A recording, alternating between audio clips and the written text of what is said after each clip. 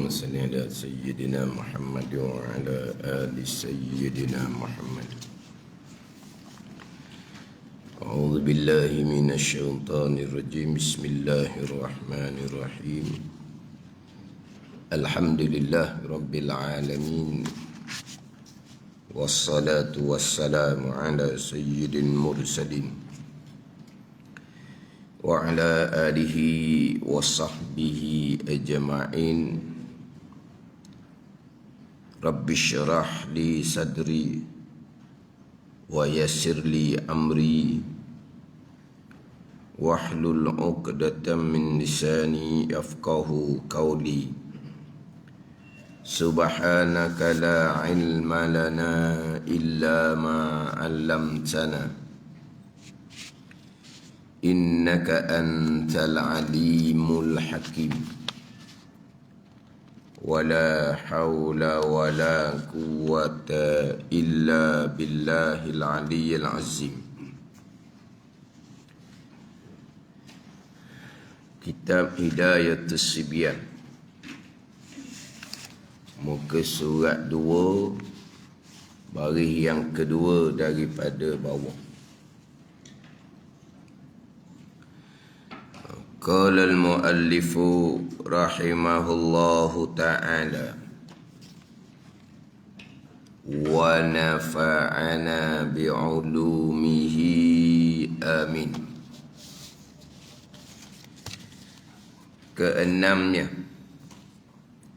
Keenam daripada 6 rukun iman.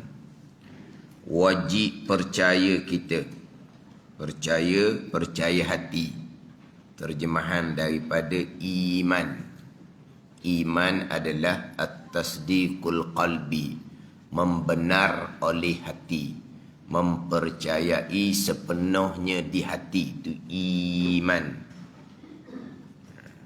Wajib percaya kita dengan untung baik dan jahat itu daripada Allah Subhanahu wa ta'ala, yakni daripada qada dan qadar Allah Subhanahu wa ta'ala. Qada, kehendak, ketentuan, ketetapan, keputusan daripada Allah Subhanahu wa ta'ala yang bersifat dengan iradah, muwafaqah, selaras seiring dengan ilmu Allah Subhanahu wa ta'ala. Dan qadar perbuatan pekerjaan Allah Subhanahu wa ta'ala yang bersifat dengan kudrah daripada Allah ta'ala, daripada qada dan qadar Allah. Bermula untung baik yang datang daripada qada dan qadar Allah, iaitu iman dan ta'ah. Seseorang beriman, seseorang ta'ah adalah datang daripada qada dan qadar Allah Subhanahu wa ta'ala. Dan untung jahat datang dari qada dan qadar Allah. Apa dia untung jahat? Iaitu kufur dan maksiat. Kafir contohnya sembah berhala seseorang.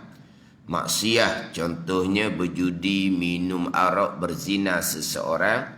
Kesemuanya datang daripada qada dan qadar Allah Subhanahu wa ta'ala. Ini pegangan kita yang kita bicara di dalam majlis ilmu. Fi maqamit ta'lim dipanggil. Ketika mengajar ilmu, kita membicarakan secara jelas kufur, maksiat, sembah berhala, berjudi, minum arak, berzina adalah datang dari qada dan qadar Allah. Fi maqamit ta'lim, pada tempat mengajar. Mengajar di sini bukan hanya di masjid. Mengajar contohnya kita nak ajar akidah kepada anak cucu kita. Kita jelaskanlah apa dia perkara jahat, qada dan qadar Allah. Perkara jahat, kufur, sembah berhala, qada dan qadar Allah. Perkara jahat, berjudi, minum arak, berzina, qada dan qadar Allah. Kita bicara dalam maqam ta'lim. Adapun nak bicara di luar, wajib kita beradab dengan bahawa kita menyatakan perkara yang baik datang daripada qada dan qadar, perkara yang jahat, perkara yang buruk, perkara yang tidak comel, tidak boleh kita sandar kepada qada dan qadar Allah. Kita bicara dalam makam taklim sahaja, dalam majlis ilmu untuk menceritakan berkaitan dengan pegangan. Majlis ilmu sekalipun, kalau majlis ilmu itu bukan membicarakan berkaitan dengan rukun iman yang keenam, pun tak boleh juga nak sandar kepada qada dan qadar, perkara yang buruk.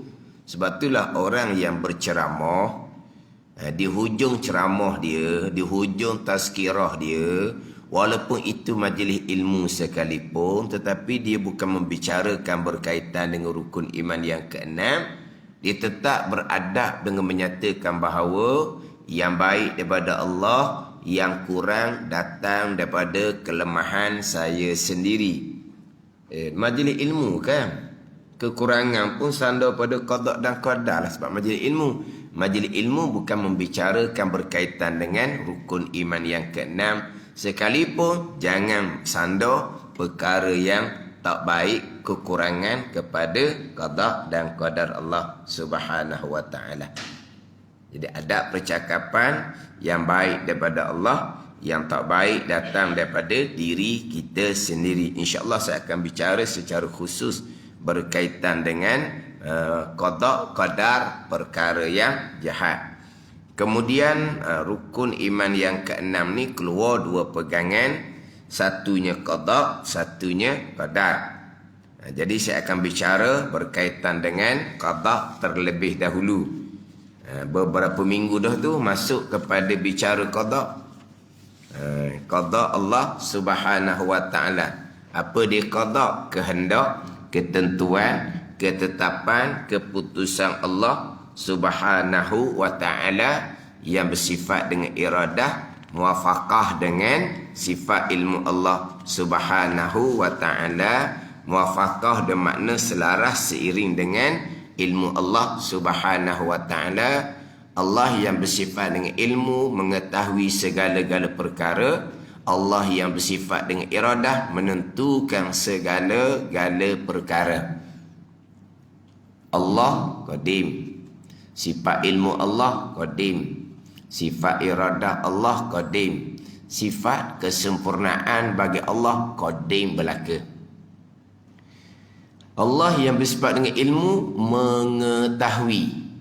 Bila Allah mengetahui, qadim. Allah yang bersifat dengan iradah menentukan, menghendaki, menentukan. Bila Allah menghendaki, menentukan, qadim. Allah yang bersifat qudrah, mengadakan, meniadakan. Itu takluk fungsi sifat qudrah. Allah mengada, meniada. Itu qadar dia panggil. Mengetahui Allah sedia kala, takluk ilmu. Menghendaki, menentu oleh Allah sedia kala, takluk iradah.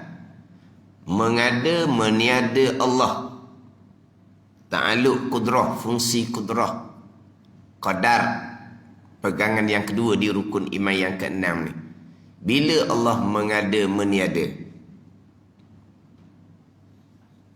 sifat ilmu, sifat iradah, sifat qudrah qadimah belaka, sedia kala.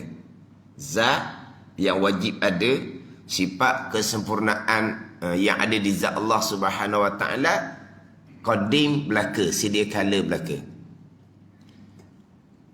Kemudian ta'alluq ilmu, mengetahui sedia kala, ta'alluq iradah, menghendaki, menentu sedia kala, ta'alluq qudrah, qadar, mengada, meniada. Bila Allah mengada, meniada? Baharu, bukan sedia kala lah. Sifat qudrah Allah, sifat yang qadimah. Fungsi sifat qudrah mengada, meniada akan segala perkara yang harus. Jadi mengada, meniada ni, mengada dia tidak jumpa dengan sedia kala. Sebab mengada ni barang yang sedia kalanya tiada. Kau macam mana? Mengada akan barang yang sedia kalanya tiada. Jadi mengadanya baru. Tu ta'alluq qudrah tanjizi hadis qadar. Ni kalau kita nak secara istilah. Jadi kita bicara qada sekarang adalah ta'alluq tanjizi qadim bagi iradah. Apa tanjizi qadimnya?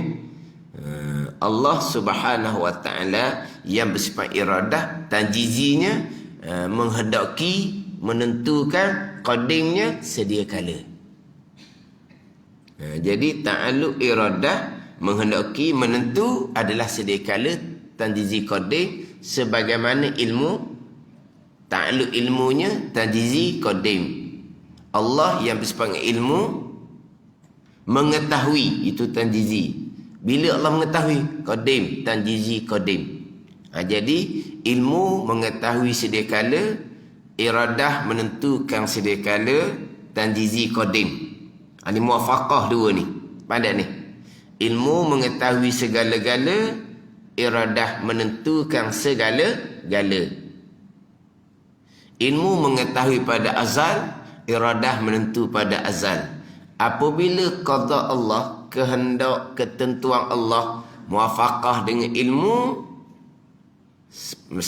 sekalian perkara, tidak ada yang tergantung dan mustahil sama sekali kehendak Allah, ketentuan Allah, qada berubah. Mustahil sama sekali. Yang kita bicara dah minggu lepas secara ringkasnya di rukun iman yang keenam, kita bicara kehendak Allah, ketentuan Allah, ketetapan Allah, keputusan Allah pada azal. Yang kita perekahnya ketentuan azali. Ketentuan azali di iradah ilmu Allah tu mubram, putuh dah kedah. Sebab apa? Sebab qada Allah muwafaqah dengan ilmu. Kalau qada Allah tergantung ataupun berubah, di manakah duduknya sifat ilmu Allah Subhanahu wa taala? Yang dibicara yang muallaq yang tergantung itu adalah catatan di Lauh Mahfuz dan catatan di suhuf malaikat. Kita akan bicara asing ini. Jangan yang muallaq tu naik kepada rukun iman yang keenam, hak azali. Ini kena beringatlah. Sebab ini saya pernah sentuh satu buku pengajian agama peringkat budak-budak, bukan budak sekolah rendah ni, hak sebelum masuk sekolah rendah. Ialah rukun iman 6 perkara ni, umur 5-6 tahun pun kita sudah ajar kepada mereka. Rukun iman ada 5 perkara, memang dah sudah diajar. Tapi dalam buku kanak-kanak sangat ni didatangkan hak rukun iman yang keenamnya, beriman dengan qadar dan qada. Rasa dalam buku tu bukan qada dan qadar, tetapi pergi kepada ketentuan Allah tu. Hak azali tu dipecah dua lalu dah. Hak putuh, hak tergantung. Hak berubah, hak tak berubah. Dia buat gitu. Hak berubah, hak tak berubah. Kemudian dia tidak ada tulis sebarang perkataan, dia hanya buat gambar. Ada gambar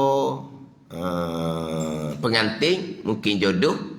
Ada gambar padi, mungkin rezeki. Ada gambar mayat, mungkinlah mati. Apa lagi gambar? Dia ada 4 gambar. Satunya yang berubah, satunya yang tidak berubah, diletak di bawah tajuk rukun iman yang keenam. Ni. Macam mana cikgu mereka menghuraikan, wallahu alam. Sebab saya pernah tanya kepada salah satu guru mereka ni, mereka tak pandai pun nak cerita. Tak ada cerita pun, cerita rekah tak apalah kepada budak-budak ni. Tapi biar cerita yang betul. Sebab kamu bicara hak rukun iman yang keenam, ketentuan azali. Ketentuan azali. Allah yang bersifat dengan iradah telah menghendaki, telah menentukan, telah menetapkan, telah memutuskan pada azal sekalian perkara. Lepas tu, kalau kata berubah, makna kehendak Allah, ketentuan Allah pada azal yang muwafaqah dengan ilmu tu berubah. Di mana letak sifat ilmu Allah Subhanahu wa ta'ala? Mana ni? Jadi saya lupa nak bawa. Sebab siapa ada fotostick itu, cuma dia ada gambar, gambar pengantin, gambar padi, gambar mayat, lepas tu gambar orang miskin. Bahasa tak silap, orang yang berpakaian koyok-koyok tu. Apa maksud dia? Mungkin untuk nasib ke gitu, wallahu alam lah. Sebab dia hanya gambar, mana ringkas saja. Tapi bicara rukun yang kena untuk budak yang sebelum masuk sekolah rendah, dia sudah bicara hak berubah, hak tak berubah. Hak tu bicara Lauh Mahfuz, itu bicara suhuf malaikat. Ketentuan yang berubah, ketentuan yang tidak berubah. Contoh kitab Tauhid sifat 20. Hak bukan level hak rendah, level hak pertengahan dah. Masyhur kitab Faridatul Fara'id, masyhur kitab Al-Misbahul Munir. Ambillah kitab Baqarah ke apa ke, tidak ada pembicaraan berkaitan dengan qada Allah yang berubah ataupun yang tidak berubah. Tidak ada bicara. Nak bicara qada Allah yang berubah, yang tak berubah ni, kena cari kitab hak lebih besar lagi. Faridatul Fara'id tu bagi kita orang awam ni, oh paling canggih dah, paling cukup dah dalam Faridatul Fara'id tu. Dalam Al-Misbahul Munir tu paling canggih dah, paling cukup dah bagi kita orang awam. Tapi di dalam tu tidak ada membicarakan berkaitan dengan ketentuan Allah yang berubah, yang tidak berubah. Macam mana boleh untuk buku budak yang sebelum masuk sekolah rendah sudah dibicarakan ketentuan yang berubah, yang tidak berubah, hak tercatat di Lauh Mahfuz, yang tercatat di suhuf malaikat. Hak tu kena mengaji lagi tinggi hak tu nya. Faham tak ni? Ni. Kena kira molek ni akhir zaman ni. Jangan ajar ke budak yang belum lagi masuk sekolah rendah tu dengan pegangan yang salah. Tak tahu guru yang mengajar lah macam mana. Tapi saya pernah tanya guru, mereka kata mereka budak kecil nak cerita, sebab hanya gambar saja. Apa makna berubah, makna tidak berubah? Ni hak kehendak Allah berubah. Berubah dengan apa? Berubah dengan umpama doa. Doa tu pun kehendak Allah juga. Doa tu pun kehendak Allah Ta'ala juga. Hak mana ni, hak berubah tak berubah ni, hanya di catatan Lauh Mahfuz dan suhuf malaikat. Hak tu bukan tajuk kita rukun iman yang keenam. Tajuk rukun yang keenam adalah ketentuan azali. Jelas? Rukun iman yang keenam, qada, ketentuan azali, qadar, pelaksanaan ketentuan. Dan ini termasuk dalam buku tadi, termasuk dalam saya sebut buku tadi. Qada, ketentuan azali. Dia qada bukan qada tak apalah. Jadi qadanya ketentuan azali, qadarnya pelaksanaan ketentuan. Ada orang tahu ke saya minggu lepasnya, dia kata buku kafar budak-budak sekolah, qada, ketetapan dan ketentuan. Qadar yakni takdir, buat gitu je. Jadi qada, ketetapan, ketentuan. Tapi yang saya sebut dalam buku tadi tu, belum masuk sekolah rendah lagi tu, qada, ketentuan azali, walaupun dia letak qadar di situ. Mana ketentuan azali. Ni rukun iman yang keenam. Lauh Mahfuz bukan ketentuan azali. Suhuf malaikah bukan ketentuan azali. Ni kena ingat baik.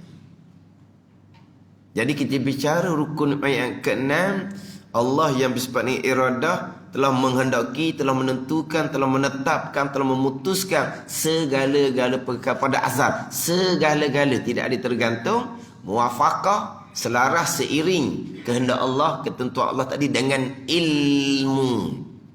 Seiring dengan ilmu, mustahil berubah sama sekali.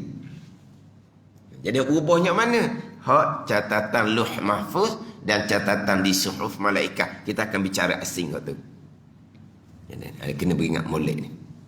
Jadi kita bicara sekarang berkaitan dengan qada. Kehendak, ketentuan, ketetapan, keputusan. Banyaknya. Jadi makan masa lah kitanya. Perekah je qada ketentuan azali. Qada ketentuan azali. Ataupun qada saja padang dah sebut dah terjemahannya. Tapi memang saya sentiasa ulang, qada kehendak, ketentuan, ketetapan, keputusan Allah pada azal. Sebagian hak kata dalam buku kafar tu, qada ketetapan. Apa makna ketetapan? Allah tetap dah pada azal. Mana pun Allah letak, Allah mutuh dah pada azal. Sebab ada golongan yang terpesong tu di tajuk qada tu sendiri. Terpesong di tajuk qada. Maknanya beriman dengan qada. Apa makna qada? Diterjemah dengan satu terjemahan. Qada dengan makna ketentuan. Betul dah tu. Qada dengan makna ketentuan. Ketentuan azali lah. Ketentuan tu comel dah. Tiba-tiba dihuraikan. Ketentuan ni bukan makna Allah letak. Bukan makna Allah mutuh. Yang kita tak boleh buat dah perkara yang lain. Ketentuan ni mana Allah Ta'ala tahu. Ni dalam rakaman ada ni. Daripada orang-orang yang memang apa nak? Apa nak? Public figure apa panggil? Mana? Pandang? Mak haji standard ni. Public figure. Kita tak sebut ke salah sebutan? Public figure yang diikuti oleh ribuan, ratusan ribuan. Ada. Qada, okey, ketentuan. Ketentuan ni bukan mana Allah letak, Allah mutuh. Yang mana kita tak boleh dah nak pilih perkara yang lain. Tak apa makna ketentuan. Ketentuan makna Allah Ta'ala tahu. Bukan Allah letak. Jadi Allah, ni saya sebut dah sebelum ni kan. Di muka pintu tu sesat dah. Ada ni. Bukan masuk dalam. Masuk dalam tu ni. Masuk dalam bicara qada ni banyak lagi pintu. Banyak lagi tajuk dia. Banyak pintu lagi. Banyak pintu ni boleh jadi salah masuk pintu ni. Pada ni. Maknanya nak masuk dalam ni banyak lagi pintu. Satu nak kena selesai. Tapi kalaulah maksud qada yang diterjemah dengan ketentuan comedah tu, tiba-tiba ketentuan makna bukan Tuhan letak, bukan Tuhan mutuh. Yang mana kita boleh nak pilih orang lain dah. Allah mengetahui. Hai kata. Lepas tu saya ambil orang tahu pada saya mengelupah tu. Mediu kafar, anak-anak sekolah dia kata, qada ketetapan lalu dah. Ketetapan dan ketentuan. Itu hak kafar. Ni saya dah tahu ni orang yang hantar pada saya. Sebab apa saya ambil hak kafar ni? Sebab dimulai qada dengan ketetapan dan ketentuan. Hak mengajar salah ni qada ketentuan.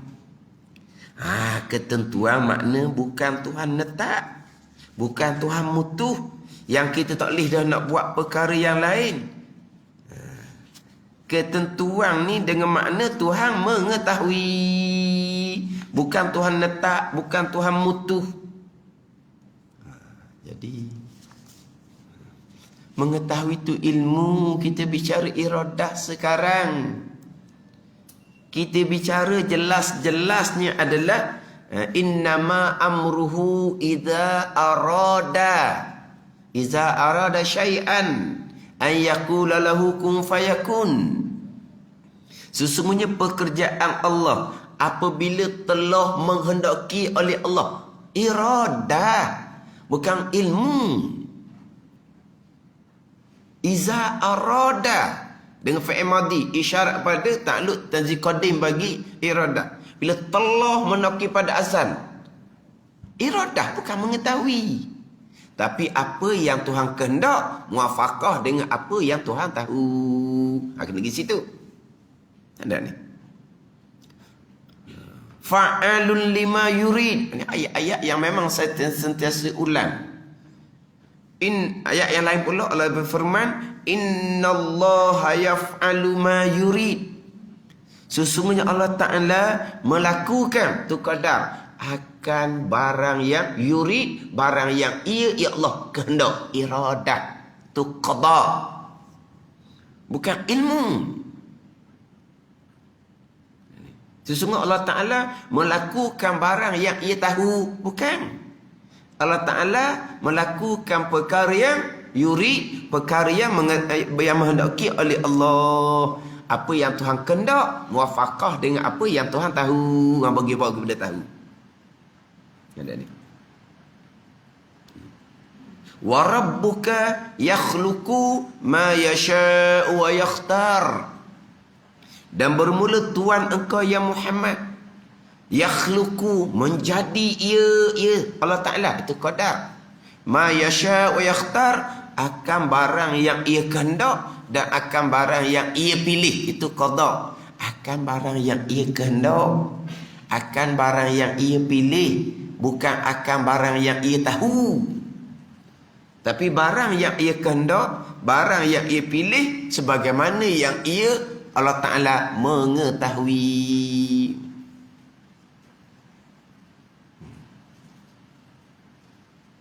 Jadi ketentuan adalah ketetapan keputusan Allah Subhanahu wa Ta'ala yang bersifat dengan iradah. Buku kafar ni qada, ketetapan lalu dah. Ketetapan dan ketentuan. Cuma qadar saja, yakni takdir. Qadar takdir samalah.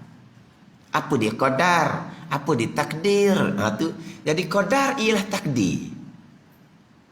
Qada buku kafar ni ketetapan dan ketentuan. Tapi qadar ialah takdir. Cuma saya nak ambilnya qada ketetapan. Tuhan letak, Tuhan mutuh dah pada azal. Yang sebelum ni saya sudah ni tekan antara menentu dengan mengetahui lain. Kita pun lain. Kita ni menentu dengan mengetahui sama ke? Menentu ialah mengetahui. Tidak. Apa makna menentu? Menetap, memutuskan. Mana? Dia menentu dah. Nentulah nak terima ke tak mau terima ke, nak pergi ke tak mau pergi ke. Nentu dah lagi. Tercakap-cakap kapung ni. Mana penentu? Tahu. Dah. Dan sekarang nak pergi ke tak mau pergi. Contohnya lah. Ada ni. Nak pergi ke tak mau pergi ke, nak terima ke tak mau terima ke. Nentu tak lagi. Apa makna nentu? Tahu tak lagi. Gitu. Kan. Mana apa? Netak mutuh dak lagi ni. Mana apa? Netu kok cepat-cepat. Senang orang tu. Mana apa? Netu ni makna netak mutuh tak lagi. Bukan netu makna tahu. Oh ni kata ke Allah, bapalah jadi salah dah lah. Salah tu di muka pitu. Daripada orang yang menjadi ikutan ramai. Siapa perkataan netu pun tak tahu juga. Ini bukan perkataan biasalah. Menentu. Menentu bukan makna menetap. Menentu makna mengetahui. Tuhan tak menetap, Tuhan tak mutu. Jadi qada tu diterjemah dengan ketentuan. Comel sangat dah lah. Kita ketentuan azali, kita nak gitu je. Tapi yang jadi saya ni ketentuan, ketetapan, keputusan ni panjang sebab apa? Ni ingat ni. Ketidak tak payah, dah panjang-panjang. Ketentuan azali. Bahkan ketentuan azali pun tak payah dah. Sebut qada. Lalu rukun iman yang ke-6. Tapi terjemahlah ketentuan azali. Cukup dah. Ni ketentuan lagi, ketetapan lagi, keputusan lagi. Masa dalam 40 minit je. Tinggal ini setengah jam dah ni. Duduk main gini setengah jam dah. Tinggal 10 minit lagi. Bila nak alih kita ni ni hok bahagian pertama kita ni. Sebab apa? Sebab inilah jumpa dengan hok salah. Awal-awal salah dah. Jadi qada adalah ketentuan Allah, ketetapan Allah, keputusan Allah pada azal. Jadi kalaulah Allah telah netak mutuh dah pada azal, lepas tu kita ni terikat dengan ketentuan Allah, ketetapan Allah, keputusan Allah. Sekarang ni kita jelas dah. Menentu bukan mengetahui. Menentu, menetap, memutuskan. Muafakah dengan mengetahui Allah Subhanahu wa ta'ala. Kemah dah situnya. Jadi Allah telah menentu, menetap, memutuskan pada azal. Lepas tu kita ni terikat, dipaksa dengan qada Allah. Allah menentu, menetap, mutuh. Lepas tu kita terikat ke tak?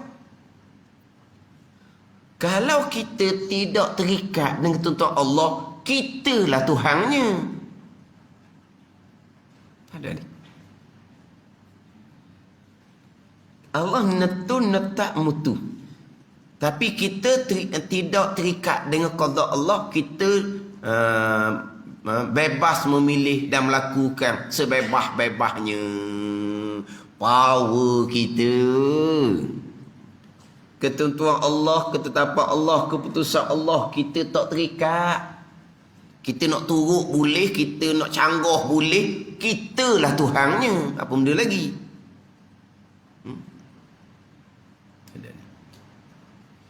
Kita buat banding. Jadi kita sebagai ibu bapa telah menentukan, telah menetapkan, memutuskan satu keputusan, satu ketetapan sebagai ibu bapa. Tiba-tiba anak kita dia kata, saya ada pilihan saya sendiri, saya ada ketetapan saya sendiri, saya tak terikat dengan apa yang telah ditetapkan ibu bapa saya. Nak letak mana muka ibu bapa? Itu kodok ibu bapa baru tu. Dan kita ibu bapa menetapkan, memutuskan satu-satu perkara ataupun satu-satu peraturan. Tiba-tiba anak kita kata, saya bebas. Sebab saya sudah besar dah. Saya tidak terikat dengan ketetapan keputusan ibu bapa saya. Tu pun kengih dah ibu bapa tu. Tak ada kengih. Faham kengih? Apa makna kengih? Kengih mana apa? Kengih mana kengih lah. Faham tak kengih. Tak payah makna lah kita kata nganu ni. Orang ikut FB tu pandai-pandai lah dia bawa. Dalam FB tu kalau mari perkataan hak bukan hak perkataan hak standard, adalah orang tolong. Makna kengih ibu bapa seumpama tu. Anak boleh canggah. Anak boleh kata, saya boleh menetapkan keputusan saya sebebas-bebasnya. Sebab apa? Sebab masa depan saya sendiri. Tak ada kaitan dengan masa depan ibu bapa saya. Kan hebat anak tu. Ya. Jadi kalaulah ketentuan Allah, ketetapan Allah, keputusan Allah ni kita tidak terikat, Allah tu lagilah. Dok kena Tuhan sungguh. Dok kena diri sungguh. Dah kalau gitu kita terikat. Yang berlaku ni lah qada tak terikat apa laginya. Kan sekalian yang berlaku adalah qada dan qadar. Makna apa? Kita terikat dengan qada dan qadar. Lah. Apa makna rukun iman keenam? Sekalian yang berlaku qada dan qadar, tak terikat apa lagi?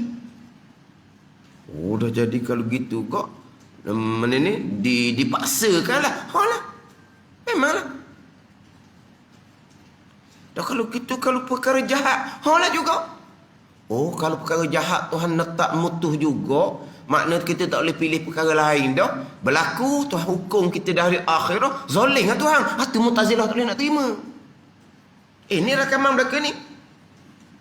Kalau ketentuan Allah, adalah ketetapan keputusan Allah yang tak boleh nak pilih perkara lain. Allah memutuskan perkara jahat, maka seseorang hamba melakukan perkara jahat, seorang hamba akan dihukum di hari akhirat zalim. Allah seumpama tu. Ni. Lepas tu macam mana perkara jahat? Allah mengetahui, Allah tidak letak tak mutu. Kita bebas nak pilih perkara baik ke nak pilih perkara jahat. Itulah Mu'tazilah.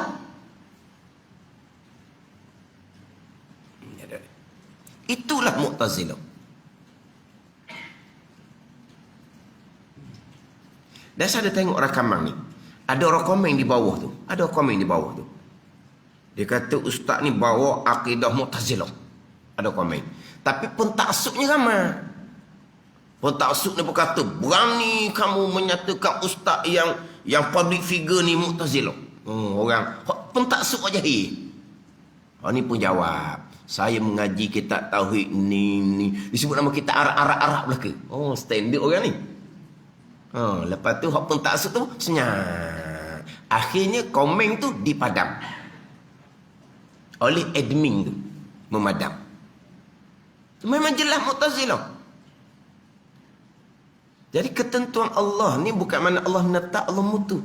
Kalau ketentuan Allah mana Allah menetap Allah mutu, makna apa yang Tuhan tetapkan pasti akan berlaku, termasuk perkara jahat. Jadi seseorang melakukan perkara jahat yang telah ditetap, diputuskan oleh Allah, yang kita ni tak boleh nak pilih lain dah. Akhirnya siapa yang akan dihukum di hari akhirat? Seseorang hamba ni lah. Zalim Tuhan seumpama tu. Inilah Mu'tazilah. Dia tak ada terima sini lah. Kita la haula wala quwata illa billah. Tak ada upaya kita ni. Hak Tuhan belaka tu pegangan kita. Rukun iman yang ke-6.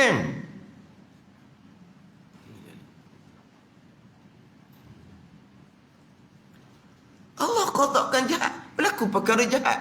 Allah hukum dengan neraka. Hak dia. Kau ada dia nak tetapkan macam mana? Tapi kita akan bicara khusus perkara jahat pula. Ni kita nak bicara bab ketentuan ni dahulu. Qada ketentuan azali. Apa makna ketentuan azali? Ketetapan keputusan. Boleh pilih orang lain. Kalau kita boleh pilih orang lain, kitalah Tuhan.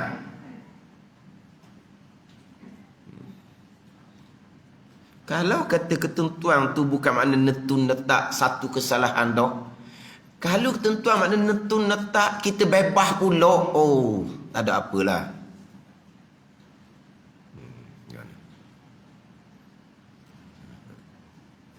Memanglah pada zahirnya kita tidak terikat. Kita bebas pada zahirnya. Nak gerak, nak diam, nak bangun, nak duduk tu pada zahir. Tapi gerak, diam, bangun, duduk, itulah qada dan qadar. Terikat apa? Itulah qada dan qadar. Hak Allah Ta'ala belaka. Sekalian qada dan qadar. Lepas tu kita tidak terikat. Dah qada qadarnya hak mana? Hak kita tak terikatnya hak mana? Kan jauh tu kan. Maknanya di qada qadar sekian qada qadar ni tak boleh nak pegang molek. Sekalian qada qadar, tak ada apa dah kitanya. Terikat kita kata dak terikatnya, hak dia dah nak terikat apa lagi kitanya. Kalau terikat ni ada hak bahagian kita, tapi kita kena terikat dengan hak qada qadar. Tak ada terikat-terikatnya, hak Tuhan belaka dah. Jadi hak Tuhan tu, Tuhan tak tahu tu, maknanya terikat dipaksa. Sahih nah. Apa yang berlaku tu qada dan qadar. Sebab sekarang ni yang berlaku tu datang dari perbuatan Allah, bukan perbuatan kita. Yang berlaku tu qadar, perbuatan Allah. Allah perbuat sebagaimana qada Allah pada azal. Kalau Allah perbuat bercanggah dengan qada Allah pada azal, mustahil. Jadi situ bawa lupa Allah, lala Allah, jahil Allah. Tu sifat mustahil lawan pada iradah dan ilmu belaka tu. Macam kita kan, kita nak tak mutuh. Sabar masa kita buat pasal lain. Orang tanya kita, dah kenapa kamu buat begitu? Bukan sebelum ni sudah ditetapkan, diputuskan buat begitu. Allah mudah ingat. Tu kita. Jadi sekarang ni, apa yang sedang berlaku sekarang ni adalah perbuatan pekerjaan Allah. Allah perbuat, Allah melakukan sebagaimana yang Allah qadakkan pada azal. Sampai masa berlaku, tidak berlaku apa yang diqadakkan oleh Allah. Allah melakukan perkara yang lain. Mustahil sama sekali. Jadi yang berlaku ni qada dan qadar. Tu pegangan kita ni, rukun iman yang keenam. Allah telah menentu, telah menetap, telah memutuskan segala-gala perkara pada azal. Allah menetap, Allah memutus. Muwafaqah dengan mengetahui Allah Subhanahu wa taala pada azal. Jadi kita minggu ni mati di menentu, ialah menetap, ialah memutus. Hak buku kafar budak-budaknya qada, ketetapan lalu dah dan ketentuan. Mana apa ni? Menentu adalah menetap, memutus. Yang mana kitanya terikat dengan ketentuan Allah, ketetapan Allah, keputusan Allah pada azal. Bukan kata terikat, bahkan apa yang sedang berlaku adalah perbuatan Allah Subhanahu wa taala.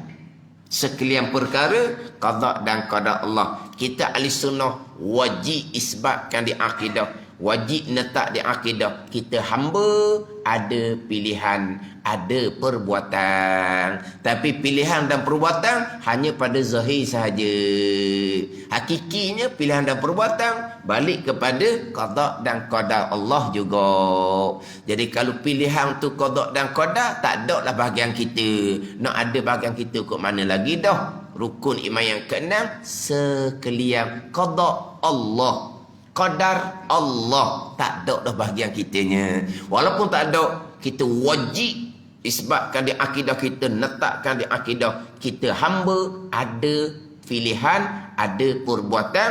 Tidak berpegang di akidah hamba ada pilihan, ada perbuatan, terundur kepada akidah Jabariyah, akidah yang fasik, yang berdosa besar, akidah yang bid'ah, yang bercanggah dengan ayat iyyaka na'budu wa iyyaka nasta'in. Akan dikau ni kami yang sembah, dan akan dikau kami yang minta pertolongan. Bila suratul Fatihah menyandarkan sembah dan minta pertolongan kepada kami, maka kita berpegang dengan ayat Al-Quran. Kita pun berpeganglah, kami ada peranan, namanya ikhtiar dan usaha. Walaupun pada batin hakikinya ikhtiar dan usaha kita balik pada rukun iman yang keenam, sekalian termasuk pilihan kita, sekalian termasuk usaha kita adalah qada dan qadar Allah Subhanahu wa taala. Wallahu a'lam.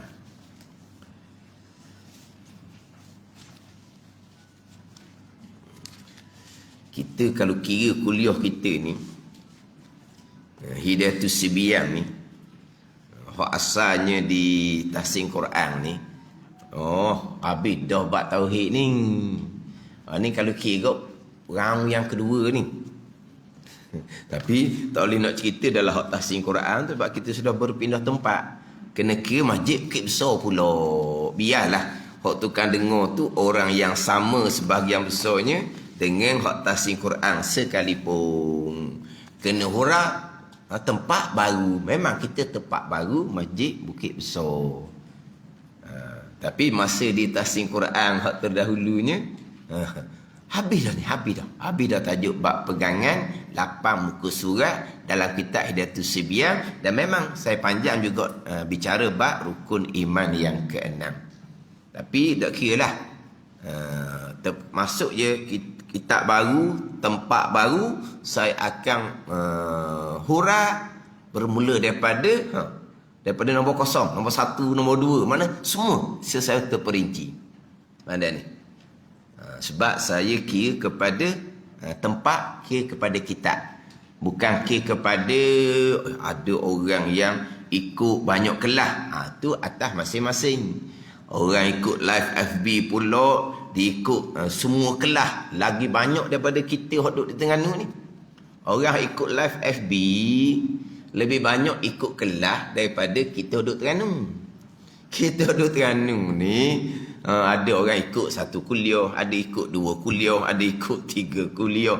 Hak 1 kuliah pun 1 kuliah lah. Kalau hak di Terengganu kita ni. Orang hak negeri lain pula dah hak ikut live FB. Dia ikut belaka. Tu kadang-kadang saya kata hak kelas-kelas jemputan tak sodok akang pula. Hak tula je kata. Saya dijemput pergi mana-mana tempat. Bukan hak kuliah tetap ni, hak jemput malam Ahad contohnya hak jemputan. Saya tak bagi rakam sebab apa? Hak tula je. Sebab apa? Kita pergi tempat baru. Mana biasa saya akan suruh orang kemukakan persoalan. Persoalan tu sebenarnya memang persoalan tu daripada pihak yang jemput. Tapi apa yang diisi, saya yang beri apa? Beri dia punya apa? Point. Soalan tu bukan saya, tapi mana suruh mereka yang buat persoalan. Tapi apa perkara nak soal? Point dia tu. Saya beri. Soal benda, soal perkara-perkara yang biasa-biasanya yang salah pegangan tu lah. Macam mana pegangan macam mana ustaz yang menyatakan yang baik daripada Allah, yang buruk daripada diri sendiri, boleh tak jadikan itu pegangan? Tu soalan. Dia orang soal ni soal pelik-pelik benda. Allah, benda international. Saya dah pandai benda international tu. Ada soalan, minta ya tahu soalan. Pilihan hari nanti saya nak mengundi parti apa? Ada soal gitu. Tanya apa begitu nak mengundi parti apa? Apa ada ni? Kita belajar agama, kita nilai kod agama lah nak undi parti mana pun. Kita belajar agama kan, kita bukan bermatlamatkan dunia. Tapi dia soal gitu. Nak undi parti mana? Kadang atau soalan saya kata, atau soalan lain yang kata soal begian-begian gambaran dia. Pada ni. Nak cerita hak berkait ni, hak perkara-perkara asas ni. Perkara-perkara hak bab terkadang pegangan yang terpeso, nak buka.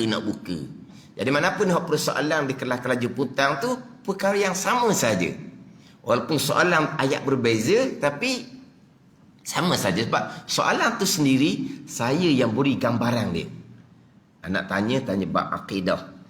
Nak tanya bab semayang. Nak tanya bab taubah. Gitu. Tanya bab taubah. Tanya hak asal-asal je ni. Kelas jemputan saja. Dah bab pegangan, bab semayang, bab taubah tu memang saya berulang-ulang kali semua dah. Sebab tu kata tak payah rakang-rakang like FB lah kata. Hak tula je. Mana kadang-kadang kita ni orang luar pula yang mengikuti kelas lebih banyak daripada kita orang Terengganu. Tapi saya gitu je. Saya ikut tempat mana, kitab mana, saya akan mula daripada bawah. Tambah pula bab qada dan qadar ni. Saya akan mula daripada bawah satu. Sebab apa?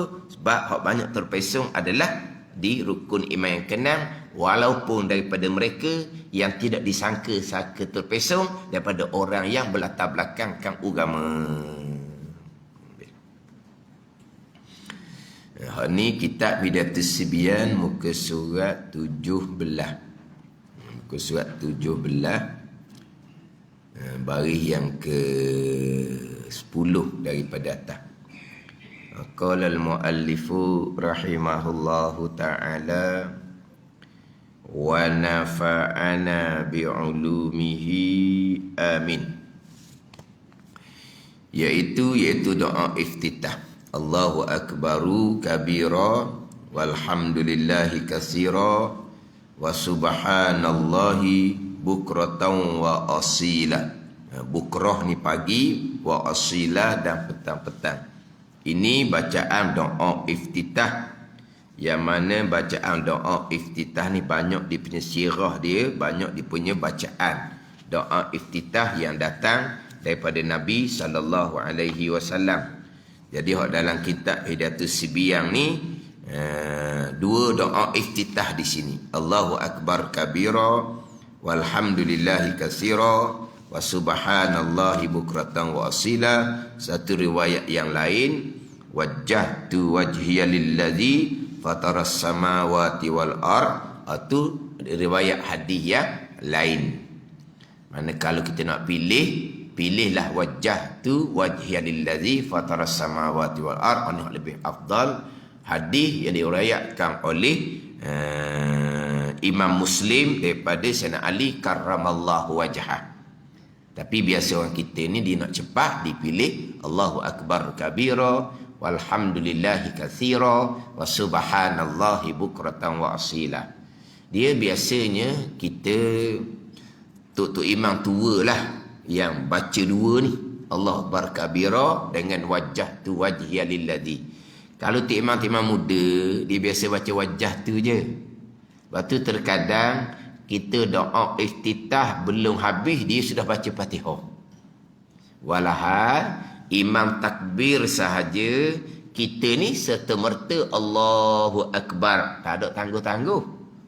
Kita pun baca Allahu akbar kabira ni tak habis lagi dia sudah bismillah baca Fatihah dah. Sebab apa? Orang sekarang ni banyaknya baca wajah tu wajhiya lillazi. Sebab dalam kitab-kitab yang lain tidak datangkan Allahu akbar kabira. Dia hanya mulai dengan wajah tu wajhiya lillazi. Hak ada Allahu akbar kabira, contohnya kitab Muniyatul Musalli adalah sama macam dengan kitab Hidayatus Sibyan. Hak macam kitab hak malam ni, hak maghrib di Masjid Ladang, kitab Fathul Mu'in, tak ada Allahu akbar kabira. Dimulai dengan wajah tu wajhiya lillazi. Saya ada bawa ni Fathul Mu'in. Wa warada fihi ad'iyatun kasirah, dan datang warid daripada Nabi sallallahu alaihi wasallam pada doa iftitah ni, doa-doa yang banyak, bukan satu doa iftitah. Wa afdaluha, dan yang afdalnya, afdal daripada ad'iyah yang kasirah, doa-doa yang banyak ni, ma rawahu Muslimun. Barang mana hadis yang meriwayatkan dia oleh Imam Muslim, mana wahia wajah wahwa wajah tu wajhiya lillazi. Tak ada Allah akbar kabira, tidak ada. Cuma dinyatakan bahawa doa iftitah ni banyak dia punya sirah bacaan dia yang kesemuanya datang daripada Nabi sallallahu alaihi wasallam. Tapi yang afdalnya adalah bacaan doa iftitah yang diriwayatkan oleh Imam Muslim daripada Sayyidina Ali karramallahu wajhatuhu afdal. Doa iftitah juga ni alhamdulillah hamdan katsiran tayyiban mubarakan fi. Doa iftitah juga tu ada dalam kitab begitu tulak. Doa iftitah juga tu. Dia banyak bacaan-bacaan doa iftitah. Tapi biasanya kalau kita nak cepat, Allahu akbar kabira walhamdulillahi katsira wa subhanallahi bukratan wa asila, kita pun ta'awuz, a'udzubillah. Tapi kalau kita nak panjang sikit, nak ambil satu daripada dua ni, kita ambil wajah tu wajhiya lillazi. Tapi kalau kita berjemaah, biasanya kita akan ambil dua ni, Allahu akbar kabira dengan wajah tu wajhiya lillazi. Ada ni. Jadi hak dalam kitab kita ni hak dua riwayat hadis Nabi sallallahu alaihi wasallam, bacaan doa iftitah yang datang daripada Nabi sallallahu alaihi wasallam. Dia kita dalam mazhab Syafi'i, walaupun kita siapa tu imam sedang membaca Fatihah contohnya dengan kuat.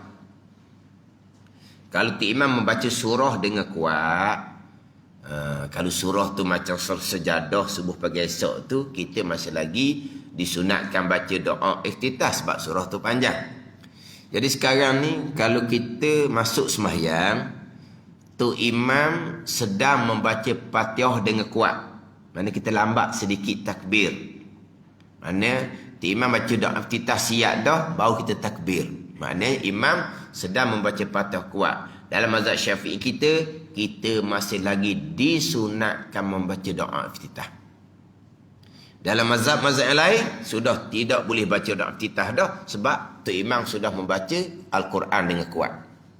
Iza qara'tal Quran fastami'u lahu wa ansitu la'allakum turhamun. Fastami'u lahu, dengarlah. Kenapa lagi kita nak baca doa iftitah? Iza quri'al Quran, bila dibaca akan Al-Quran, fastami'u lahu wa ansitu. Tuntut dengar, diam kitanya. Jangan duk baca doa iftitah. Ada ni. Kalau baca doa iftitah, bukan ada pandangan mazhab mengatakan haram dah dianya. Sebab apa? Fastami'ulah. Quran perintah, ambil dengar Quran tu. Jangan baca dalam titah apa laginya. Tapi mazhab Syafi'i kita, walaupun tu imam sudah membaca Fatihah kuat contohnya, kita masih lagi disunatkan baca dalam titah, tetapi disunatkan percepat. Kita bacaan dalam sembahyang disunatkan baca dengan beranjur. Ada ni. Dengan tertil kita baca ni. Jangan baca dengan cepat. Hak bacaan dasar ni kita kena baca dengan secara beranjur. Beranjur bangga. Cara tertil, bukan secara laju. Tapi kalaulah kita masuk dalam sembahyang nak baca doa iftitah, tu imamnya sedang membaca Fatihah kuat, maka kita disunatkan pelaju. Pula gitu. Kita disunatkan baca dengan beranjur, baca dengan perlahan-lahan, baca dengan tertil. Dah. Hak ni sunat baca dengan cepat. Ada juga sunat baca cepat. Jangan kita buat baca beranjur macamlah tu imam ni baca tu imam baru takbir, sama-sama baca doa iftitah. Tu imam belum lagi baca Fatihah kuat, kita baca molek lah doa iftitah tu. Tengok molek kat mana doa iftitah tu. Baca dengan secara tertil lah. Tapi kalau kita baca iftitah tu imam sedang membaca Fatihah, kita sunat baca dengan cepat. Ada juga sunat pelaju. Adalah sunat pelaju. Sunat baca dengan cepat doa iftitah kita ketika imam sedang membaca Fatihah dengan kuat. Tapi maknanya dalam mazhab Syafi'i kita, walaupun imam sedang membaca Fatihah kuat, kita masih lagi disunatkan membaca doa iftitah. Tapi ada pandangan mazhab tidak dibenarkan lagi baca doa iftitah, bukan kalau baca hukumnya adalah haram. Pada ni kita yang tidak disunatkan baca ketika imam baca kuat adalah surah imam baca kuat. Kalau imam baca perlahan zuhur asar, kita maklumlah kita baca surah sendiri. Tapi kalau imam baca kuat, kita habis dah baca Fatihah, imam baca surah kuat, contoh surah sejadah lah pagi esok, kita jangan turut baca. Kalau turut baca juga, ketika kita mendengar bacaan sejadah tu imam, pandangan muktamad makruh, pandangan dhaif haram. Ada juga ni nak cerita dia pandai juga ni. Dia baca sejadah, dia baca. Oh, mak haji ni ingat mulut dia. Dia baca juga. Sekarang tu imam sedang baca sejadah. Surah sejadah kat pertama, surah Ad-Dahriyah kat kedua, Al-Insan tu. Kita jangan turut baca. Kita turut baca pandangan muktamad makruh. Tuhan kata fastami'u lahu ansitu. Tuntut dengar. Kenapa nak pergi baca surah sendiri? Kalau baca surah sendiri, hukumnya adalah makruh atas pandangan yang muktamad, haram atas pandangan yang dhaif. Haram atas pandangan dhaif. Haram tau. Itu pandangan yang dhaif. Pandangan muktamad, hukumnya adalah makruh kita membaca surah ketika imam sedang membaca surah dengan kuat. Kalau zuhur asar, waktu kita maklumlah, sebab imam membaca surah dengan perlahan, maka kita pun membaca surah sendiri. Tapi kalau kita dengar bacaan surah tu imam, kita disunatkan perhati dengar akan surah yang dibaca oleh imam. Perhati dengar akan surah yang dibaca oleh imam. Jangan kita membaca surah sendiri. Kalau tak dengar ataupun dengar tak jelas, tu imam baca kuat. Tapi hujan lebat pagi tu. Hujan lebat. Memang tu imam baca surah sejadah ni kuat. Tapi oleh kerana bising dengan hujan, kita tak dengar. Barulah kita sunat baca surah sendiri. Bacalah sejadah orang dah kata ingat. Sekarang tu imam baca kuat. Tapi oleh kerana bising dengan hujan, ataupun tu imam ni musim-musim hujan ni dia tak pakai speaker ke macam Allah alam lah. Jadi kita duduk belakang. Contoh orang perempuan lah hidup jauh dengan tu imam, dia tak dengar surah tu imam. Ataupun dengar tak jelas. Dengar tak jelas tu panggil tak dengar juga. Panggil apa? Dengar tak buti. Tak buti panggil tau. Dengar, bukan tak dengar, tapi dengar pun tak buti. Sebab apa? Ni bising hujan. Maka kita disunatkan baca surah sendiri. Baca sejadah. Tapi sejadah kena ikut imam, bukan hak kita. Tak ada pakai hak kita. Kita katalah tu imam tiba-tiba dia tutup speaker ke, ataupun tak tutup speaker. Tengah-tengah semayang, elektrik terpadam. Jadi speaker tak bunyi. Orang lelaki tak apa lagi, baik dekat. Orang perempuan macam mana? Orang perempuan kalau macam masjid ke besar tak apa, dia ada cermin. Kalau perempuan hak jenis papan hak tutup rapat, macam mana orang perempuan? Dia tutup rapat. Dia ada cermin tau. Tutup rapat. Tengah semayang, elektrik terpadam. Speaker tak ada. Tak dengar apa pun. Makmum nak macam mana? Sebab syarat untuk sah makmum mengikuti imam, makmum mengetahui perpindahan rukun oleh imam dengan dengar takbiratul ihram ataupun nampak perpindahan rukun makmum yang di belakang. Ada ni. Syarat untuk sah berjemaah dia ada 12 syarat dalam kitab Wisyahul Afrah. Di antara syarat untuk sah berjemaah adalah makmum mengetahui perpindahan rukun oleh imam. Mengetahui ni sama ada dengan dengar takbir intiqalat tu imam, dengar takbir intiqalat mubaligh. Kena mubaligh macam Mekah tu lah, dia ada mubaligh. Bukan mubaligh penceramah masuk kampung ni, bukan. Ataupun tak dengar. Tu imam pun tak dengar, mubaligh pun tidak ada, tapi kita nampak, kita duduk belakang, kita nampak makmum berpindah rukun. Okey, mengetahui dah tu. Mengetahui dah. Sekarang ni makmum ni pun hak depan kita ni tu, hak depan dia tu, hak depan dia tu, hak depan dia. Hak depan sekali lah hak dengar perpindahan rukun tu mana dengan Allahu Akbar. Allahu Akbar. Hak belakang tu dia hanya nampak depan.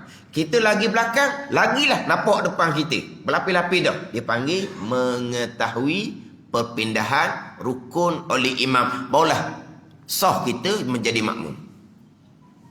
Ada ni. Jadi kalau terpadam, kalau tutup rapat, macam mana orang perempuan nak buat? Kita tengah sembahyang, tengok Mak Haji ni. Tengok, dia tengah sembahyang ni. Tengok Mak Haji ni. Nak tengok siapa? Dah, tapi papang tutup rapat. Dia kena buka lah. Sebab apa? Dalam semayang boleh berlaku bagai-bagai. Semayang boleh berlaku bagai-bagai. Cukup dah 4 rakaat. Tu imam pun Allahu Akbar naik kat kelima. Tapi takbir dia pendek. Kalau takbir panjang kita boleh tahu. 4 rakaat. Pada 4 rakaat. Sepatutnya Allahu Akbar tasyahud akhir lah. Tiba-tiba dia naik kat kelima, tapi Allahu Akbar pendek je. Kalau Allahu Akbar, Allah siap tu imam, jauhnya pindah rukun. Kalau jauh pindah rukun tu bukan sujud kepada tasyahud akhir tu. Kalau panjang gitu, mana sujud kepada rakaat dia kat kelima dah tu imam tu. Mana? Walaupun makmum perempuan tak nampak, tapi dia boleh membezakan antara Allahu Akbar atas akhir. Allahu Akbar, tu imam naik ke kelima. Tapi kalau tu imam sama-sama panjang je. Ada tu imam. Di sujud yang kedua, dia bangun tasyahud akhir tu 2-3 saat dah. Duduk tasyahud akhir menung. Allahu Akbar, bawa panggil orang. Orang kata gaya tu imam ni. Kata siap tu imam. Jadi sekarang ni, kalau Tok Imam naik kat kelima, kalau tutup rapat, makmum perempuan tak tahu. Makmum perempuan tasyahud akhir lah. Tasyahud akhir. Pada tasyahud akhir, makmum perempuan ingat ke Tok Imam ni tasyahud akhir lah. 4 rakaat dah ni kan. Kat kelima apa laginya? Dah tak nampak. Tapi kalau kita nampak, Tok Imam naik kat kelima. Kan tahu tu kan. Patut kau anda kita lah nak tunggu ke, nak mufarakah ke, boleh belaka. Tak anda kita lah. Tapi kita tahulah Tok Imam tu buat apa. Tapi kalau kita tak tahu, tu rapat. Kita pun tasyahud akhir. Kita ingat ke Tok Imam? Tasyahud akhir lah kita ingat.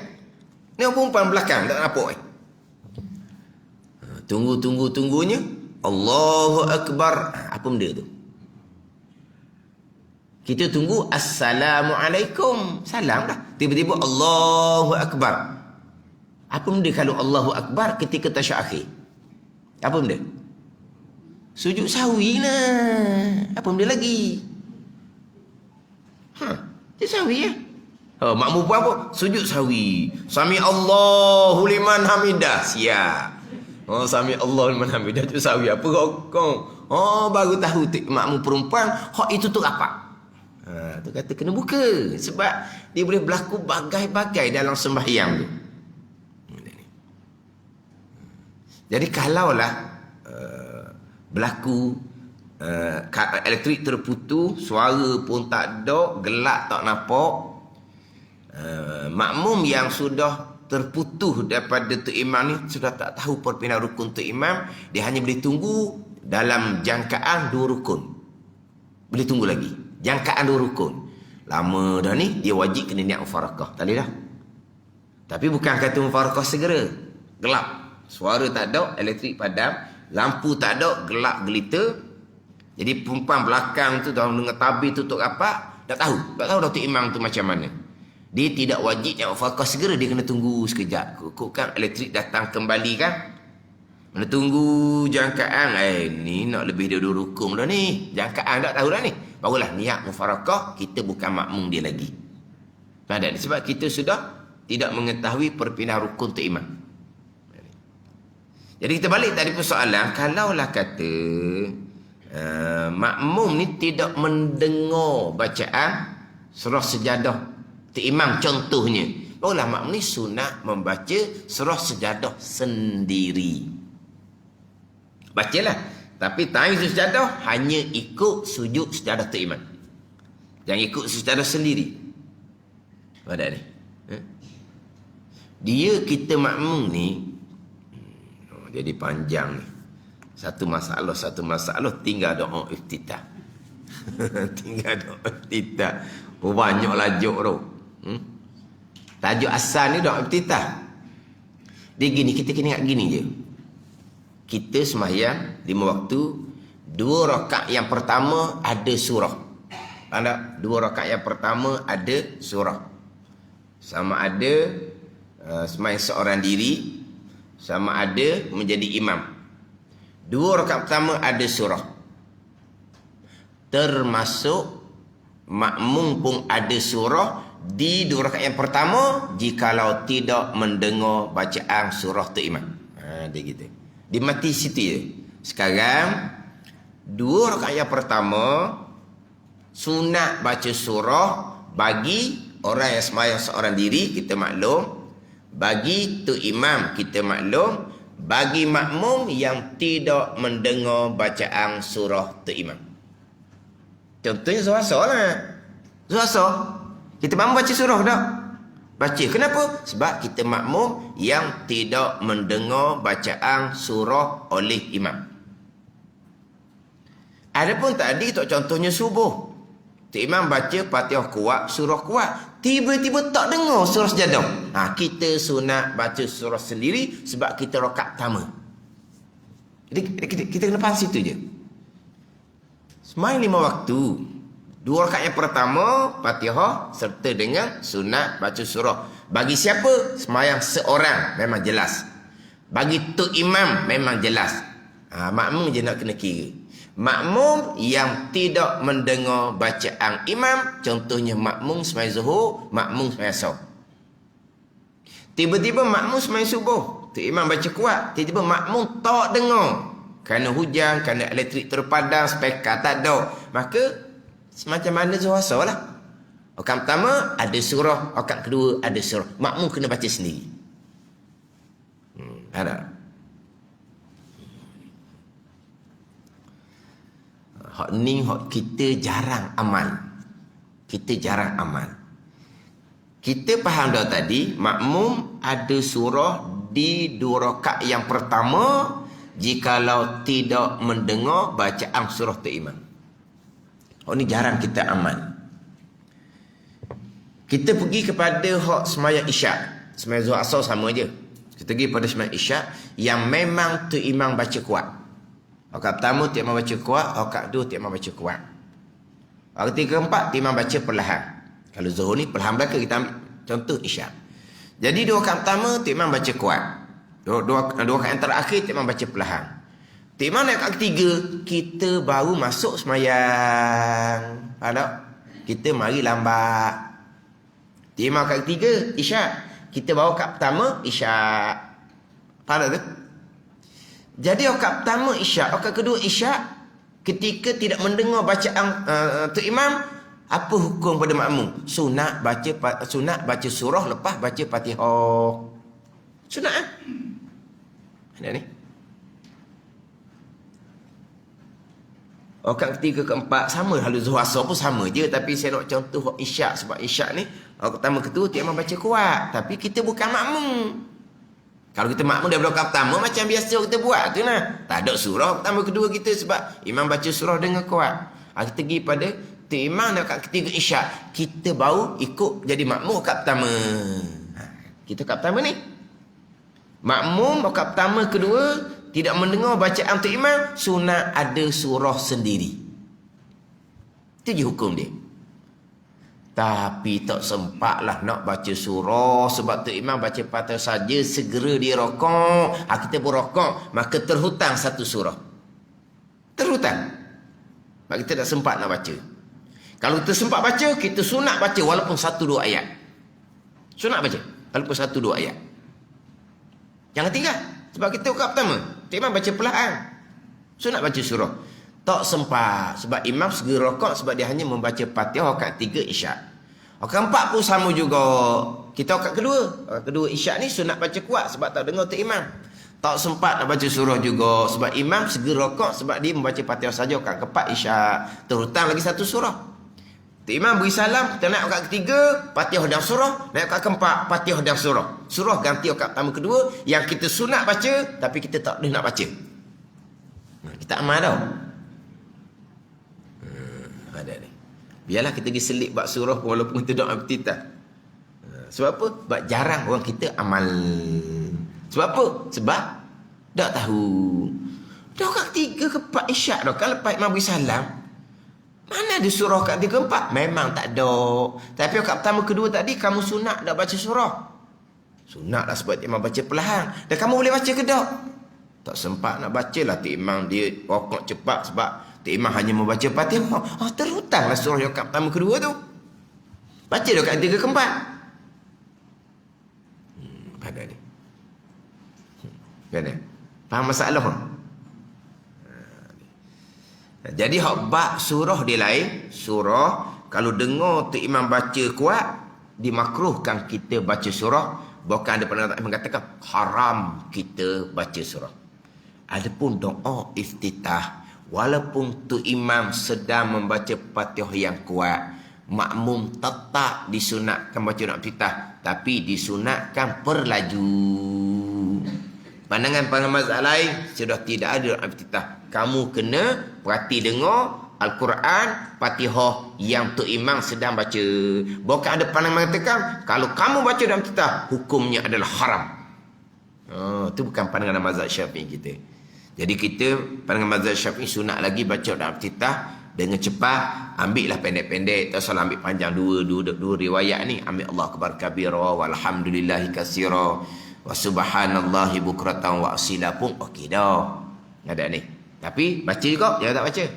Kita dalam mazhab Syafi'i walaupun imam sedang membaca Fatihah dengan kuat. Jadi beza doa iftitah dengan bacaan surah. Doa iftitah imam baca kuat sekalipun, sunat lagi baca doa iftitah. Surah kalau tak imam baca kuat, kita baca surah juga, hukumnya adalah makruh pandangan muktamad, haram atas pandangan dhaif. Macam saya sebut tadilah, tak imam baca surah Sajadah contohnya, janganlah kita nak baca sama. Ustaz, saya baca dalam hati. Dalam hati tak panggil baca. Tak apalah tu. Dia kata dia tak baca mulut, dia baca dalam hati. Dia gini je. Baca dalam hati ke ataupun gerak bibir mulut ke, tapi suara tidak keluar, tidak dihukumkan membaca. Faham tak? Dalam hati sama. Bahkan kalau mulut tu bergerak tapi suara tidak keluar, tidak dihukumkan membaca. Tak makruh lah. Tak tidak dihukumkan membaca. Kita kena faham apa disebut kata membaca ni. Bi isma'in nafsi, dengar di telinga kita boleh dihukumkan membaca. Sebab itulah kita bacaan rukun qauli wajib dengar di telinga. Sebab apa? Sebab nak dinamakan bacaan rukun qauli, rukun bacaan, telinga dengar berpanggil rukun bacaan. Hak sunat dalam sembahyang ni sama ada bacaan sunat abad, tasyahud awal dengan kunut, bacaan sunat hai'ah. Nak dapat pahala bacaan-bacaan sunat ni, dengar di telinga, baru dinama membaca. Kalau tak dengar di telinga, gerak bibir mulut sekalipun tidak dihukumkan membaca. Jadi kalau dia kata saya baca dalam hati, tak panggil membaca, maka tidak dimakruhkan. Hak ni hak membaca. Ini contohlah. Dia uzur, dia haid. Tapi bibir mulut dia bergerak-gerak. Dia turut kepada bacaan Al-Quran. Kita tengok bacaan Al-Quran dalam telefon ke, dalam TV ke. Jadi mulut dia bergerak sama. Membaca betul. Tapi tak angin membaca sebab suara tak keluar. Maknanya bibir mulut dia bergerak sama, menuruti apa yang didengar Quran tu. Tapi dengar tak di telinga, tak dengar, tak dinamakan membaca, tak haram lah. Perempuan haid ni pang uzur kan haram membaca Al-Quran. Membaca ni duduk sini, dengar di telinga, baru panggil membaca. Kalau dia hanya menuruti Al-Quran yang didengar dalam telefon dan TV tu, dia menuruti betul-betul dia turut. Bukan di hati, bibir mulut dia bergerak. Sekalipun selagi tak masuk di telinga, tidak dihukumkan membaca. Jadi kalau Latif Imam baca surah kuat, dia menuruti dengan hanya menggerakkan bibir mulut, telinga dia tak dengar, tidak dihukumkan membaca beserta dengan imam membaca kuat, maka tidak dimakruhkan. Mungkin secara tadabbur dianya nak berkata tu imam baca ni dengan dia sendiri, baca di mulut ke tak dengar suara, ataupun dia baca di hati, ataupun hanya perhati dengar. Tu yang kita naknya. Cuma nak ceritanya, kalau tidak bunyi suara tak panggil membaca. Kalau keluar dengar suara di telinga ketika imam membaca kuat, dia baca surah, hukumnya adalah makruh. Ni dan kita walaupun imam baca Fatihah kuat dah sekalipun, masih lagi makmum disunatkan baca doa iftitah, tetapi disunatkan percepatkan. Allahu akbar kabira walhamdulillahi katsira wa subhanallahi bukratan wa asila. Bukrah pagi-pagi, wa asila petang-petang. Wajjahtu wajhiya lilladzi fataras samawati wal arda hanifan muslima wa ma ana minal musyrikin. Kalau dalam hak Rumi ada terjemahan tau. Tak ada terjemahan hak Rumi. Tak ada. Biasa Rumi ada terjemahan. Terjemahan kena beli itulah, kena beli tu poster. Ada kan? Poster bacaan dan bacaan di dalam semua serta terjemahan. Saya pernah tengok. Tapi terjemahan Indonesia. Jadi lain sikitlah. Bila kita nak jaga kekosyakan hati dalam sembahyang, kita kena tahu jugalah makna bacaan kita secara ringkas. Dah tahu juga makna bacaan, kita perhati akan bacaan-bacaan kita untuk hasil khusyuk bagi kita orang awam. Wallahu a'lam.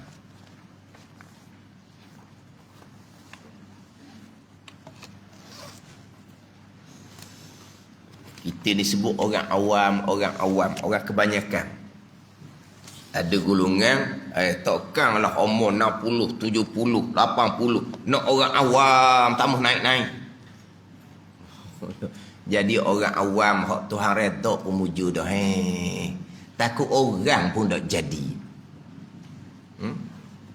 Hak naik makom tu bukan kerjaan kita, serah kepada Allah lah tu. Kan kita kan orang awam, kosong orang awam.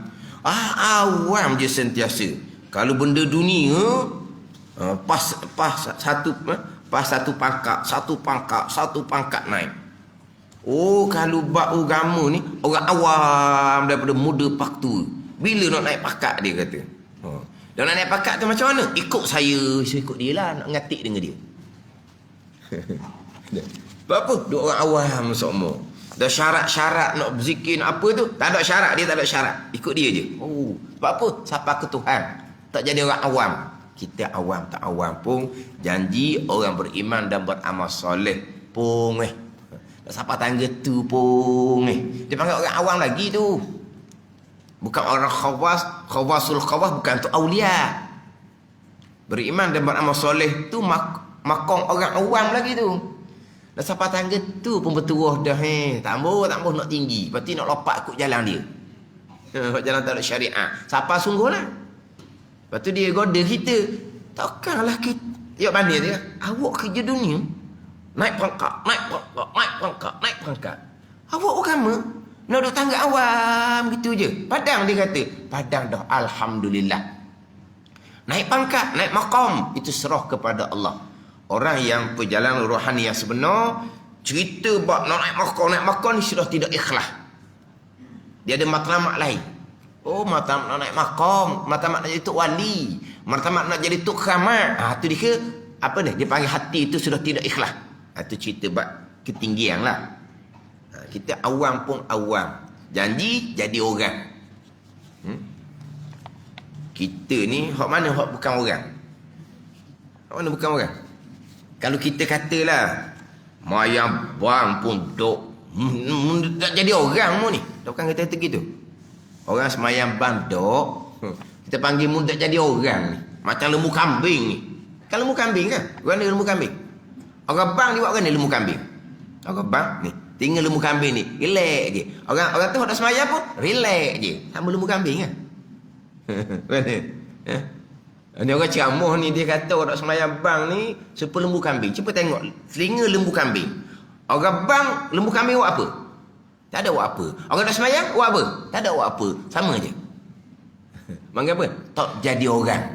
Kalau semayang bang pun tidak. Macam mana dengan akidah pun tak betul, semayang bang pun tak betul. Orang panggil. Bukan kata orang awam. Orang pun tak Kita nampak orang tak semayang bang tak jadi orang. Orang akidah salah lagi besar dosa daripada orang tak semayang bang. Orang semayang itu dosa besar. Bukan orang dah tu. Orang akidah salah lagi bukan orang. Tu kata kita ni jadi orang awam. Ada imam akidah, lepas tu wa amal zahir batin dengan ilmu, orang awam. Alhamdulillah dah. Naik makan khawah, serah kepada Allah Subhanahu wa ta'ala. Yang kita nak atur pekerjaan Allah Subhanahu wa ta'ala. Kalau jalan penyucian yang sebenar, ditawarkan dengan makom, itu bukan jalan yang sebenar. Sudah ada tujuan, niat yang lain, dia panggil tak ikhlas dah. Nisbah dengan perjalanan penyucian rohani, hak naik makom di sisi Allah. Diserah bulat-bulat kepada Allah. Hanya mengabdikan diri akan Allah. Tuhan letak tangga awam, siapa ketua, siapa mati. Alhamdulillah, janji Tuhan letak kita beriman dan beramal soleh. Gitu je. Lepas kita sebut awam. Awam ni memang orang-orang dia ni awam tak habis-habis. Dia kata, iyalah. Nak jadi orang awam tu. Orang yang berakidah, orang yang diterima amalan oleh Allah Subhanahu wa ta'ala. Ini kitab 20 sifat hati yang keji dan terpuji, muka 30 baris bawah sekali.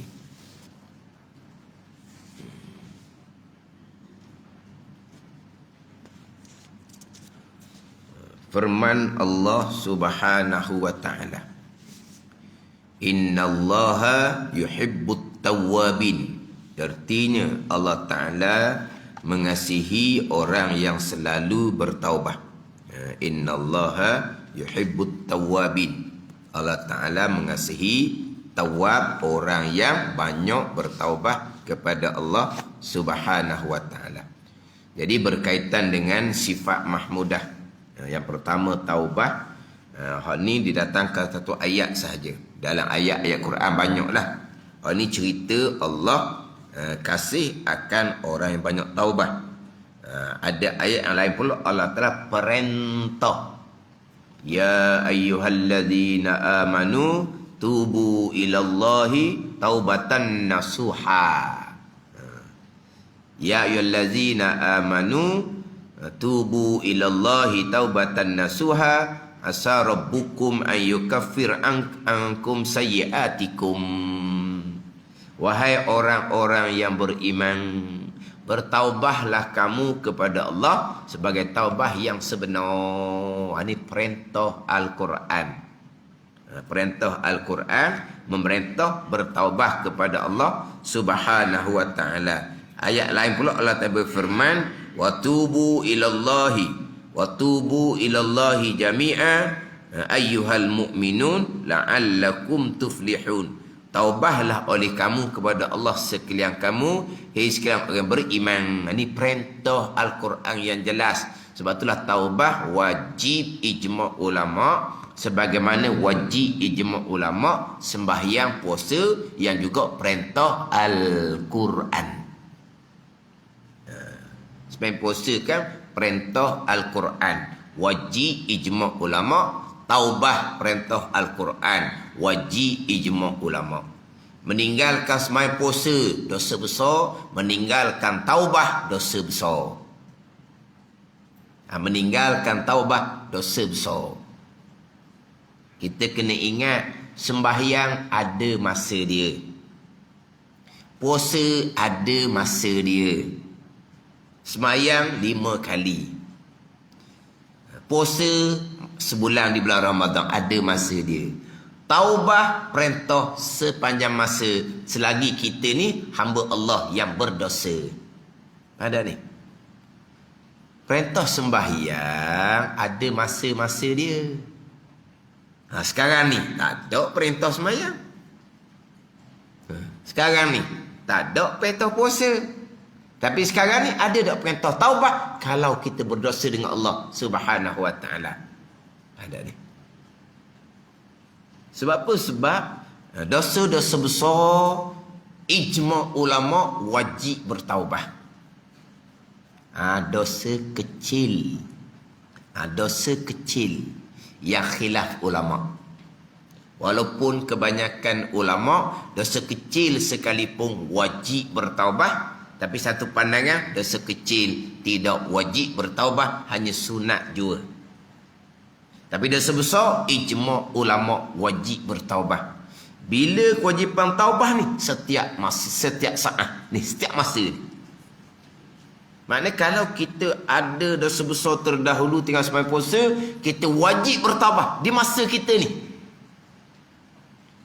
Macam sebut dah 9 bulan kali dah kan, banyak minggu dah. Tinggal sembahyang, rukun taubahnya wajib kena qada sekarang ni. Cuma kita tangguh sementara, wajib qada segera sekarang kerana kita nak menumpukan kepada kewajipan yang lain, belajar fardu ain. Belajar fardu ain bukan belajar fardu kifayah. Ingat baik. Bukan dengar ceramah-ceramah sunat, bukan. Kenapa kamu tinggal sementara kewajipan taubah yang wajib bersegera, qada sembahyang wajib bersegera sekarang ni? Kerana saya nak menunaikan kewajipan fardu ain yang lain. Mana? Belajar fardu ain. Saya nak menunaikan kewajipan fardu kifayah, tak boleh. Sebab tu orang yang ada qada sembahyang, Nak tinggal sementara qada sembahyang fardu ain, kerana nak sembahyang jenazah fardu kifayah, hukumnya tetap haram. Sebab itu bukan fardu ain. Tak terdesak pun atas kita. Orang lain sembahyang dah jenazah kan. Tak terdesak pun atas kamu. Kenapa kamu nak tinggalkan qada sembahyang yang wajib fardu ain kerana nak mengerjakan hak kewajipan fardu kifayah, hak orang lain buat dah. Jadi bab taubah sepanjang masa. Daripada dosa-dosa besar akidah, dosa besar tinggal semayang, dosa besar tinggal puasa, dosa besar riak, dosa besar takabur, dosa besar hasad. Ni. Mana hak ni kena beres hak ni. Dia sebenarnya kalaulah kita tu balik dalam keadaan ilmu agama yang secukupnya, dosa besar akidah tak ada. Kita berpegang akidah ahli sunnah wal jamaah. Tak akanlah nak pergi berpegang akidah yang terpesong. Hari ni nak pegang akidah Mu'tazilah, hari ni sehari. Esoklah pula baru nak balik pada akidah ahli sunnah wal jamaah. Ada dah. Sebab tu besar tanggungjawab kita ibu bapa tu sebelum balik. Maknanya kalau kita beri ilmu akidah secukupnya pada anak kita belum balik, anak kita tak ada taubah daripada dosa akidah. Tidak ada. Tidak ada. Sama juga dengan balik bersembahyang dengan ilmu. Sembahyang yang sebenar dengan ilmu. Tak adalah kata pula hari ni nak sembahyang tak mau ikut syarat rukun, nak sembahyang ikut dam. Tak ada. Sembahyang memang tak tinggal, puasa memang tak tinggal, sembahyang pula dengan ilmu. Baik dengan ilmu dah. Nak taubahnya kat mana lagi? Ada ni. Dia biasa ditekan adalah taubah daripada dosa batin. Ni riak, ujub, takabur. Walaupun berilmu sekalipun, terkadang dikekali. Terkadang sifat tu datang kemudian dijadikan sifat hati. Ni anak kira. Hal dosa besar batin. Ni nak bertaubah. Ada ni. Hanya nak bertaubah. Tapi balik dengan hati yang suci, hati yang baik, tidak ada sifat kecelaan, tidak ada taubah. Ada ni. Yang berlakunya dosa kecil. Sebab kita tidak maksum, sentiasa berlaku dosa kecil. Dosa kecil diampuni oleh Allah dengan amal-amal kebajikan kita. Bukan amal kebajikan sembahyang. Amal kebajikan hak sunat mengaji Quran pun mengkifaratkan dosa. Amal ibadah sunat, subhanallah 33 kali, alhamdulillah 33 kali, Allahu Akbar 33 ataupun 34 kali pun sudah mengkifaratkan dosa-dosa kecil yang kita lakukan. Ada ni. Tapi bagi yang seumpama ni, mereka ada tak taubah? Taubah daripada kekurangan diri, yang mana taubah itu hukumnya adalah sunat, bukan wajib. Banyaklah kekurangan diri semayang, banyak kekurangan, tapi tak berdosa. Dia khusyuknya kurang, tak berdosa. Tapi bersalahnya dia diminta ampun dengan Allah. Itu taubah daripada hak kekurangan dalam amal ibadah, yang taubah tu hukumnya sunat. Itu cerita peringkat.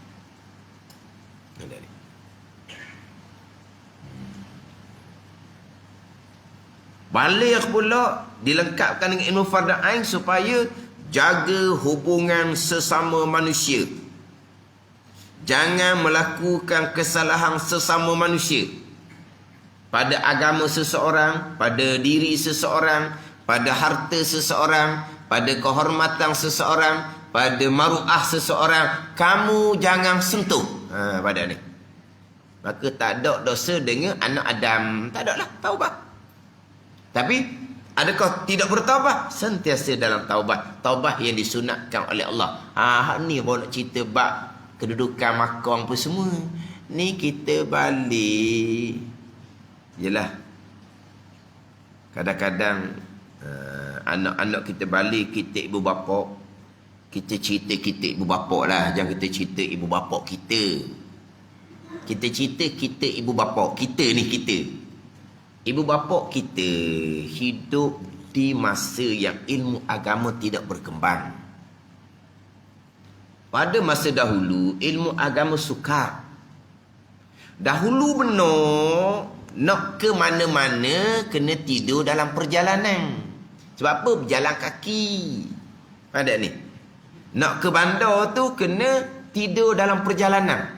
Sebab tu jadi dulu dia ada waris. Sebab nak tumpang tidur. Sekarang tak payah waris dah. Sebab dia wong-wong kereta lalu tak kena waris dah. Kereta mapuh boleh cari waris. Kereta dia mapuh semua jalan, orang telefon. Tak ada ke waris kita kampung ni? Cari waris dah. Oh, tak cari waris dah ni dah. Dia cari hak. Itulah tong betul. Tak cari waris kau cari tong je, tak cari waris dah. Tapi dulu memang ada waris. Sebab apa? Sebab kena tidur dalam perjalanan. Jauhnya dahulu. Jadi orang dahulu dia jauh daripada alim ulama. Kejahilan mereka termasuk kejahilan yang dimaafkan oleh syarak. Lain mereka. Ibu bapa kita terdahulu lain. Sebab dua jahil yang syarak maafkan. Satu jahilnya, jahil kerana baru masuk Islam. Ada ni. Jahil kerana baru masuk Islam. Apa kesalahan dia? Walaupun kesalahan akidah sekalipun, syarak tidak ambil salah. Sebab dia baru masuk Islam. Satu lagi jahil dimaafkan, jahil jauh daripada alim ulama, jahil macam orang tua kita dahulu. Itu dimaafkan. Ada ni. Ni kita ni sekarang ni. Kita ibu bapa sekarang ni ilmu sudah terbuka luas. Di Masjid Surau banyak majlis ilmu. Dalam FB banyak program ilmu agama. Kita belajar kedok, adab belajar, kejahilan kita sudah tidak dimaafkan. Jadi kalau kita nak bicara bab ibu bapa dengan anak, kita bicara kita. Jangan bicara, mak ayah kita dahulu tak beri ilmu agama kita. Dah. Kita balik pada kita. Sebab mak ayah kita tu zaman yang berbeza dengan zaman kita. Jadi kita ni, anak kita balik, cukup dah ilmu agama, terutama sekali ilmu agama bab pegangan. Cukup ke tak? Kalau kita gagal dalam bab usuluddin, iman, akidah anak kita, gagal tu besar sangat kita. Berat kita di padang mahsyar jikalau kita tidak bertaubah dengan Allah Subhanahu wa taala. Jadi apabila kita ni balik dalam keadaan seumpama tadi, banyaklah dosa besar kita. Dosa besar yang pertama yang kita wajib bertaubah dengan segera adalah dosa besar jahil fardu ain. Dosa besar pegangan salah, dosa besar semayang salah, dosa besar riak ujud takabur, itu lapis kedua. Lapis yang pertama, dosa besar kerana jahil fardu ain. Dan dosa besar akidah salah tak salah pun kena belajar dulu baru tahu salah tak salah. Sekarang akidah salah tu dosa besar. Dah. Nak tahu mana akidah tu salah kalau kamu tak belajar? Dan kenapa akidah kamu salah? Kerana kamu jahil fardu ain tauhid, ilmu tauhid. Jadi yang pertamanya taubah daripada dosa besar mengekali jahil fardu ain bermula daripada umur baligh. Mana taubah dianya? Dia ada 3 rukun taubah. Mana? Yang pertama, menyesal sangat-sangatnya kita kerana kita baligh dalam keadaan kita mengekali jahil fardu ain dosa besar sampai ke puluh-puluh tahun. Yang kedua, sekarang kita belajar dah. Kita sudah meninggalkan dosa besar, kejahilan kita belajar dah sekarang. Belajar sekarang ni kena buat molek. Yang ketiganya, azam bulat di hati. Kita tak akan tinggal dah belajar fardu ain. Azam tu tak apalah. Yang kedua, kita belajar dah fardu ain sekarang. Fardu ain apa? Tauhid, fiqh, tasawuf. Tauhid fiqh tasawuf ni sekarang. Sekarang hari ni tauhid saja. Fiqh esok, fiqh saja. Tasawuf lusa, tasawuf saja. Panggil belajar kedok seumpama tu kita jahil pada ain 3 ilmu. Jahilnya bermula daripada umur baligh, puluh-puluh tahun. Boleh ke kita hanya sehari satu tauhid? Fiqh tasawuf tak ada. Esok satu fiqh. Tauhid tasawuf tak ada. Lusa satu kitab tasawuf. Tauhid fiqh tak ada. Panggil belajar kan gitu. Ini kena kembali lah. Sebab tu hak pertamanya. Kita bertabah hak pertamanya. Bertabah daripada dosa besar jahil fardu ain. Kita ni kurang-kurangnya boleh lah. Mula-mula tadi tauhid. Yang kedua fiqh. Yang ketiga tasawuf. Tapi masanya pendek je. Mana kita kena sentiasa atas diri kita masing-masing. Kalau kita hak kurangnya ilmu pekoh saja je kok kurang ke, ilmu tasawuf saja kok kurang ke, orang lain tu ada dah ringan sikit. Tapi kalau kita memang kosong ketiga-tiga, tu kena duduk pondok lah. Kena duduk pondok. Oh ustaz ayat itik dia kata. Ayat itik tak ada dah sama sekarang. Tak ada sama ayat itik dah. Duduk taman. Duduk taman tak ada ayat itik dah. Tak ada asal dah. Tinggal rumah lah, tinggal tanah tak ada dah. Ataupun sekurang-kurangnya kita kena ikut live FB. Mana pagi kita kena ada, subuh kita kena ada, tengah hari kita kena ada, maghrib kita kena ada. Mana majlis ilmu sentiasa. Lepas tu kalau ada lagi masa kekosongan, kita pergi cari rakaman-rakaman. Hak baba foto ni. Mereka ada yang rakam tu kita Faridah satu rakaman. Kita Wisyah satu rakaman. Kita Penawar Bagati satu rakaman. Kita beli tu. Kita beli tu. Dia lengkap satu kitab, lengkap satu kitab. Mana Faridah pun ada, Misbahul Munir pun ada. Kitab pekoh, Wisyah rasanya ada. Penawati pun ada. Cari gitu. Kalau kita mengaji di masjid, kita mengaji. Lepas tu ada masa ke-8, kita buka hak dalam rakaman tu. Satu siri. Kita tanda. Makna kita biar dalam taubah. Sedang belajar pada ain tauhid, pada ain pekoh. Dengan qada segera. Kerana kita jahil bermula daripada amal baligh. Mudah-mudahan Tuhan terima taubah kita. Salah kita dalam belajar, mudah-mudahan dimaafkan oleh Allah Subhanahu wa taala. Sebab kita dalam belajar, dalam menunaikan rukun taubah, kita belajar ilmu fardhu sekarang. Itu hak taubah hak mula-mula sekalinya, taubah daripada dosa besar, mengekali jahil fardu ain. Barulah kita belajar bab akidah, salah pegangan, taubah bab pegangan tu. Kita belajar bab fiqh, salah, kita taubah bab fiqh tu. Kita belajar bab hati, ada riya, ada wujud, kita taubah pula itunya. Tapi dimulai dengan belajar fardu ain terlebih dahulu. Dan sabda Nabi SAW, at-thaibu minaz zambi kama la zanbala. Wallahu a'lam. Bismillahirrahmanirrahim. Alhamdulillahirabbil alamin, wassalatu wassalamu ala sayyidil mursalin wa ala alihi wa sahbihi ajma'in. Allahumma ftah alaina futuhal arifin. Allahumma allimna ilma aqdamin wa fahimna famasabikin warzuqna ruqat talibin. Allahumma zidna ilma wa alhiqna bis salihin. Wa sallallahu ala sayyidina Muhammadin wa ala alihi wa sahbihi wa sallam. Walhamdulillahirabbil alamin.